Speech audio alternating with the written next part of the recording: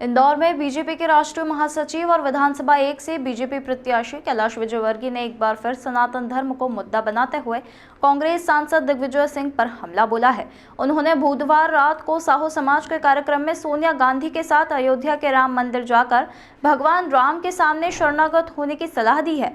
इससे उनके बुढ़ापा सुधर जाने की बात भी कही है। कैलाश विजयवर्गीय ने कहा कि दिग्विजय सिंह जी, सोनिया जी, सुन लो, राम जी बहुत दयालु है, करुणा निधान है। जो राम जी की शरण में जाता है उन्हें वे माफ कर देते हैं। जनवरी में राम मंदिर की प्राण प्रतिष्ठा हो रही है। दिग्विजय सिंह जी, आप अपनी सोनिया आंटी को लेकर परिवार के साथ राम जी की शरण में जाना। जितने भी आपने पाप किए हैं, राम जी बड़े दयालु है, सब माफ कर देंगे।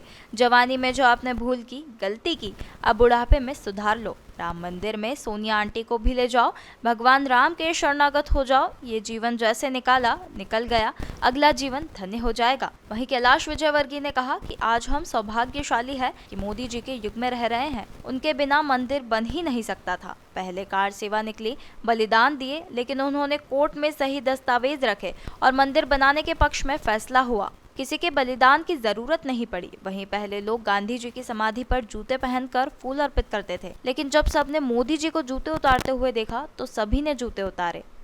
तो पहले आप वीडियो उठा के देखिए, पुराने मेहमान आते थे, जूते पहने पहने ही गांधी जी को माल्यार्पण करते थे।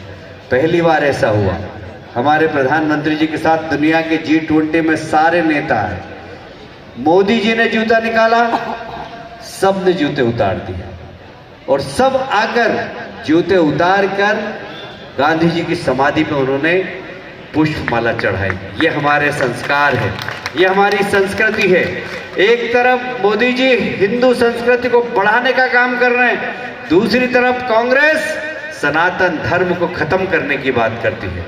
कांग्रेस के समर्थक करते हैं, विपक्ष के लोग करते हैं कि सनातन धर्म खत्म हो जाना चाहिए। मैं आपसे पूछना चाहता हूं, इस देश के अंदर किसी की मां ने दूध पिलाया है क्या कि सनातन धर्म खत्म हो जाए?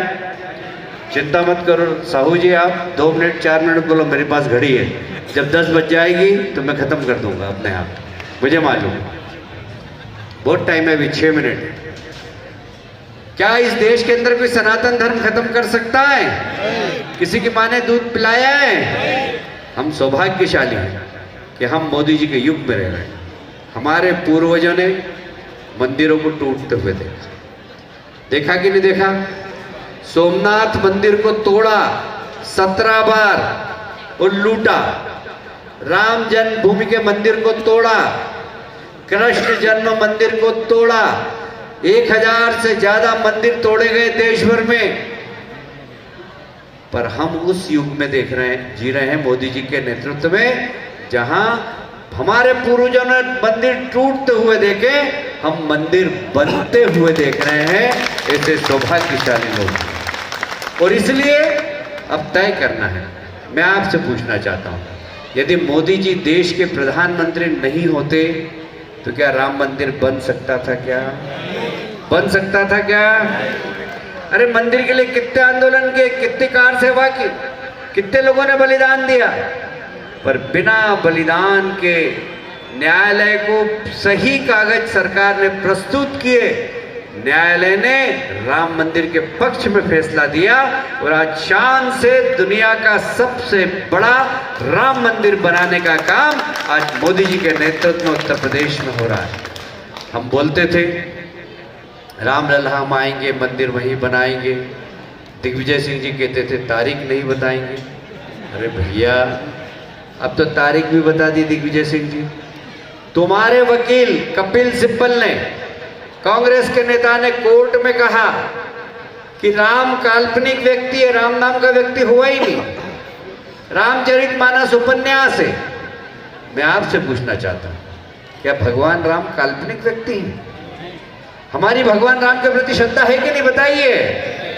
हमारी हनुमान जी के प्रति श्रद्धा है कि नहीं बताइए? जोर से बोलिए जय जय श्री राम। राम हमारे आराध्य है, हनुमान हमारे आराध्य हैं। रामचरितमानस हमारे समाज को मार्गदर्शन देती है कि पिता कैसा होना चाहिए, पुत्र कैसा होना चाहिए, भाभी कैसी होना चाहिए।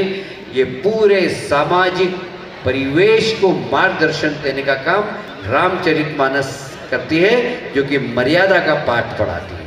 वो रामचरितमानस को बोलते हैं उपन्यास है। अरे भाई दिग्विजय सिंह जी और सोनिया जी सुन लो, राम जी बहुत दयालु हैं, राम जी करुणा निधान है, राम जी की शरण में जो चले जाता है उसको माफ कर देते हैं। और इसलिए जनवरी में राम मंदिर की प्राण प्रतिष्ठा हो रही है। दिग्विजय सिंह जी, आप अपनी सोनिया आंटी को लेकर अपने परिवार के साथ जाना वहां पर राम जी की शरण में। जिंदगी में जितने पाप किए आपने, हमारे राम जी इतने दयालु हैं कि सब माफ कर देंगे, क्योंकि जो राम जी की शरण में पहुंच जाता है वो राम जी का हो जाता है। इसलिए दिग्विजय सिंह जी, जवानी में आपने जो भी भूल करी हो, गलती करी हो, अपना बुढ़ापा सुधार लो। भारतीय जनता पार्टी ने राम मंदिर बना दिया है, अपनी सोनिया आंटी को भी ले जाओ और भगवान राम के शरणागत कर देना। तुम्हारा ये जीवन तो जैसा निकला निकला, पर अगला जीवन भी धन्य हो जाएगा, ये हम दावे से कहते हैं।